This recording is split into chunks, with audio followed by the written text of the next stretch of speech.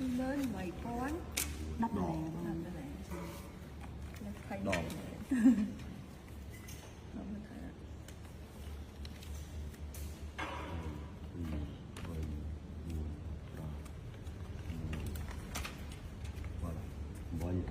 nó là vậy còn đau mà mình vậy đọc mình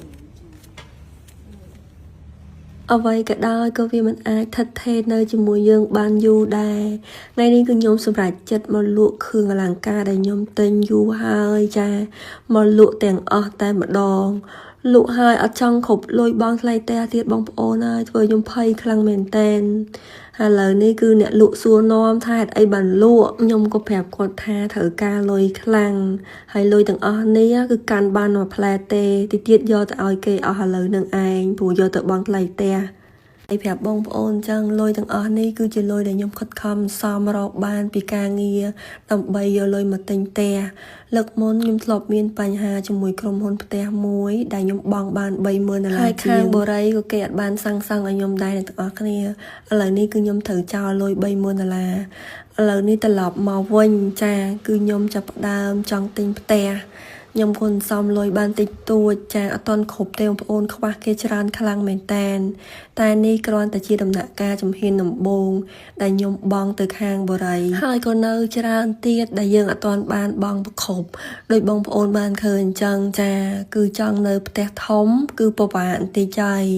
ហើយបងប្អូនដែលគាត់ឆ្ងល់ខ្ញុំថាហេតុអីបើសិនជាអត់មានលុយចាំបាច់ទិញផ្ទះទៅអីមិនសមលុយសិនទៅបងប្អូនទាំងអស់គ្នាខ្ញុំក៏គិតដូចបងប្អូនដែរ តែគ្រាន់ថាចិត្តខ្ញុំចាមិនអាចទប់ខ្លួនឯងជាប់ទេគិតអីចង់ធ្វើភ្លាមអត់ចាំយូរទាំងដែលខ្លួនឯងធ្លាប់ត្រូវចាញ់បោកគេអស់$30000ជាងដោយសារតែទិញផ្ទះឥឡូវនេះចាចង់បានទៀតហើយទាំងខ្លួនឯងអត់មានលុយចាក៏ត្រូវលក់របស់របរដើម្បីចាយកមកប្រខប់ដើម្បីបង់ថ្លៃផ្ទះបងប្អូនគិតតែប៉ុណ្្នឹងទៅនៅមិនសុខចាចង់ឲ្យខ្លួនឯងពិបាកវេទនាឃើញខ្ញុំអញ្ចឹងបងប្អូនខ្ញុំគិតច្រើនខ្លាំងមែនតើដោយសារតែចង់នៅផ្ទះធំចាចង់មានបានតែធ្វើឲ្យខ្លួនឯងពិបាកខ្លាំងមែនតើព្រោះខ្ញុំរកតែឯងអត់មានប្តីណាមករកទប់ទល់ឲ្យខ្ញុំជួយខ្ញុំទេនិយាយទៅគឺពិបាកតែខ្លួនឯងនឹងបើនិយាយពីឪខ្ញុំវិញគាត់មានគ្រួសារហើយមិនអាចមកជួយខ្ញុំបានទេប្អូនខ្ញុំក៏មានគ្រួសារដែរនិយាយទៅខ្ញុំខ្លួនឯងគឺពឹងខ្លួនឯងតែម្ដងហើយឥឡូវមានកូនចាជាបន្ទុកទៀតនិយាយទៅគឺពិបាកខ្លាំងមែនតើហើយបើនិយាយពីប៉ាខ្ញុំវិញគ្រាន់តែមកដល់ផ្ទះចាសប្បាយចិត្តខ្លាំងជាងកូនទៀតសិតតែធ្វើដៃរូបបេះដូងចានិយាយទៅគាត់លើបខ្លាំងមែនតើបងស្រឡាញ់ខ្លាំងពេញបេះដូង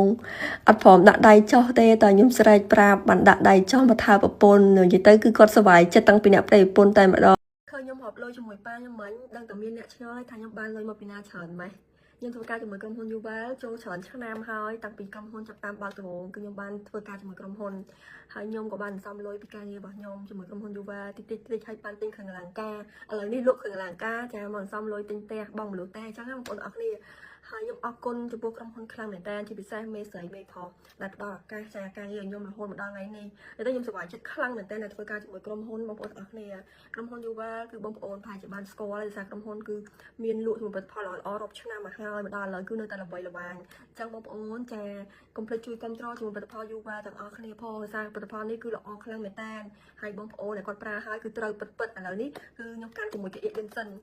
នេះគឺមានបងប្អូនកំងច្រើនខ្លាំងមែនតើបងប្អូនទាំងអស់គ្នាហើយតម្លៃវិញគឺសមរម្យខ្លាំងចឹងសម្រាប់បងដែលគាត់ចង់បានជាមួយកាអៀតយិនសិនឬក៏ផលិតផលក្រុមហ៊ុន Yuval ជាមួយកក់សក់អីហ្នឹងគឺមានទាំងអស់បងប្អូនទាំងអស់គ្នាហើយកាអៀតនេះគឺអ៊ំចាស់អំពុំមីទាំងអស់គ្នាដែលគាត់មានបញ្ហាចុករុយឆ្ដៃជើងអីនេះអាចបិទបានជាប្រចាំថ្ងៃបិទជាប់បានយូរជួយបឺតការឈឺចុកចាប់បន្ថែមកម្ដៅទៅគឺល្អខ្លាំងមែនតើជាមួយកាអៀតយិនសិនរបស់ក្រុមហ៊ុន Yuval អរគុណមេស្រីអរគុណមេប្រុសខ្លាំងមែនតើដូចខ្ញុំ